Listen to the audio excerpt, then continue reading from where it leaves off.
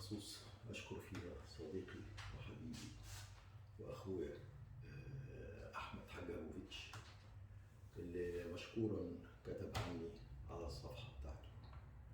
هو كتب عني ليه؟ عشان يفيد الناس والشباب كلهم إن يبقى عندهم حافز ويبقى عندهم تفكير بره الصندوق زي ما هو نفسه بيفكر بره الصندوق. أحمد حجاجوفيتش أنا بتابعه تقريبا من 15 سنة، يعني من أول ما ابتدى وفعلا معجب بشخصيته وبأخلاقه، وما كنتش أتخيل غير لما قابلته إن هو قد إيه شاب خلوق وشاب مهذب وشاب محترم وشاب بيحب بلده وشاب عايز ينقل كل اللي بره ده لبلده وعايز ينقله للشباب اللي موجود في مصر وفي الدول العربية كلها وفي العالم كله. حقيقي أحمد حجاجوفيتش يستاهل إن هو يبقى سفير للشباب في العالم كله، من بيديهم ثقة في نفسهم وبيديهم تشجيع وبيديهم ابتسامة جميلة وبيعرض لهم خبرات العالم كله وبيعرض لهم كل حاجة ممكنة. حقيقة أنا سعيد جدا إن قابلت أحمد حجاجوفيتش في ليشتنشتاين، وسعيد جدا بيه وبشكره جدا جدا جدا. وأنا أتمنى إن كل الشباب إن شاء الله يقدر يوصل هنا في ليشتنشتاين علشان يقدر يبني حياته من جديد.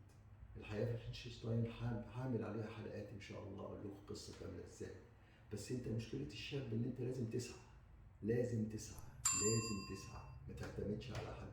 أنا هحكي لكم قصتي بالكامل إن شاء الله في الحلقات الجاية.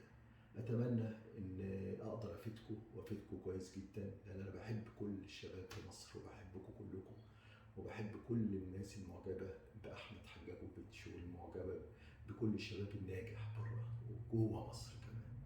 مصر فيها قدرات عظيمة وقدرات جميلة وقدرات خارقة، بس تاخد الفرصة كويسة. آخر حاجة بالمناسبة إن أنا كان كذا واحد بعت لي بيسألني الساعة بتاعتي إيه اللي أنا لابسها. أنا عندي 3 ساعات ودول أصلا جايبهم من مصر أصلا. دي الساعة الأولانية مونت بلان، ساعة جميلة جدا محترمة جدا. ودي ساعة IWC International Watch Company، من الساعات المحترمة جدا الجميلة جدا الجامدة جدا. دول جايبهم من مصر، هحكي لكم القصص كلها إن شاء الله. والساعة الثالثة تيسو، ساعة برضو من الساعات الجميلة. وعندي دايما ساعة عملية كده بسيطة دايما بلبسها اللي هي السواتش لأنها عملية. أتمنى لكم كل خير إن شاء الله، إن شاء الله نتقابل في الحلقات الجاية بإذن الله. ربنا معنا. السلام عليكم.